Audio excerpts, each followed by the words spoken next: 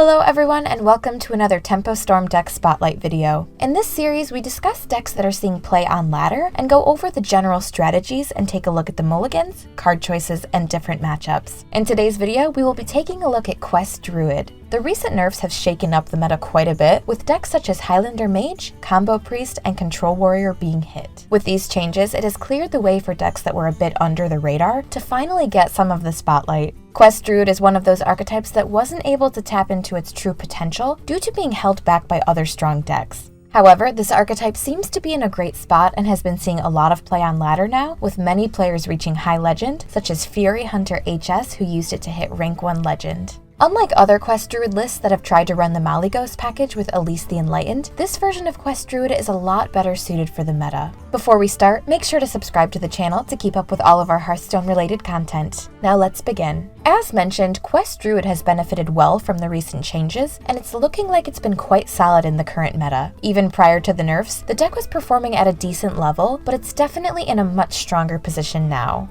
The goal of the deck is to get to your Osirian tier passive online via the Untapped Potential quest and start getting immense value back from being able to combine the effects of your Choose One cards. Once your quest is active, it's fairly smooth sailing from there, as you can usually overwhelm your opponent with your combined effects. For example, a hidden Oasis on curve against a rogue can be devastating for them, as a 6/6 taunt and 12 life gain can completely swing the game in your favor. The tricky part of playing the deck, however, is recognizing the best turns to work towards completing your quest, while also still being able to survive the early game, especially against the more aggressive lists.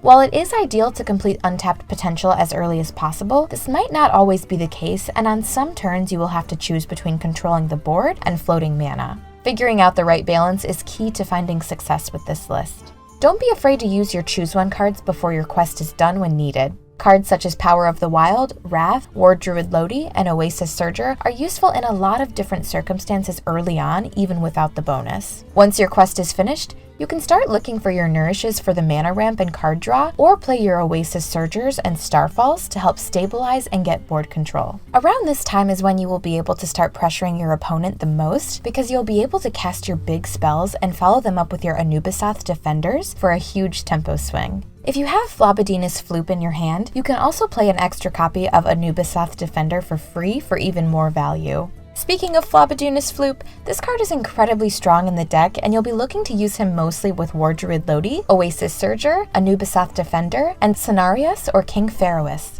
Whichever card you decide to play with him will depend on the scenario, but overall the card is very flexible and you are bound to always find use with it. For example, if you need to remove a big target off the board with Poison and Rush, or if you need some extra spell power for your Wraths or Swipes, Lodi is a great choice to replicate. On the other hand, if you are looking to close out the match and push for lethal, Cenarius and King Pharos are definitely the powerhouse choices, as you can generate a ton of pressure when copied. Cenarius can generate crucial 4/4 taunts and buff your other minions, which is strong against aggro. On the other hand, depending on how many big spells you have in your hand, dropping King Pharos can make it hard for your opponent to remove several large minions at once. Moving on to the mulligan. As mentioned earlier, the early game prior to getting your Osirian tier up and running is very important, and having the right cards early on can help make it a lot easier. The cards you'll be looking for in the mulligan can vary a little bit depending on the matchup, but we'll take a look at the general cards you should be aiming for. If you're going first, you will normally be playing your quest on turn 1, so look for Innervate, Worthy Expedition, and Crystal Merchant. Against aggro matchups, which are definitely a lot tougher for this deck, you'll also be looking for Wraths, Bees, Druid of the Scythe, and Swipe. Use these cards to your advantage to maintain board control early, so you don't get overrun before your quest is finished. A general curve would be Quest on turn 1 alongside Innervate. Then on turn 2, pass or play Worthy Expedition. Turn 3, you have a lot of options and can play Crystal Merchant, Wrath, Power of the Wild, or Hero Power, followed by turn 4 Bees, Ferocious Howl, or Druid of the Scythe, allowing your quest to be completed by turn 5, where you can play a Starfell or Oasis Surger with the combined effect. If you're going second, the same mulligan generally applies, but now you have Coin at your disposal as well as Innervates to help float your mana. With Coin, if you know your opponent can't remove an early Crystal Merchant, you can coin it out on turn 1, then play your quest on the following turn to also get the draw. These won't always be the exact scenarios, and in some cases you might not be able to go for the most optimal turns to float mana,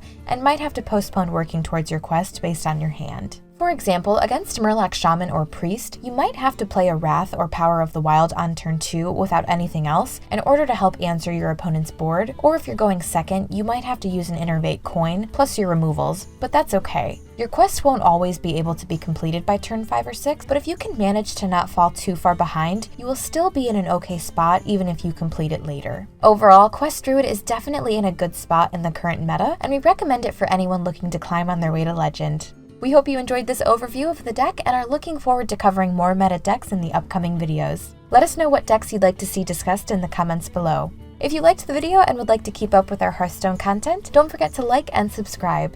Until next time.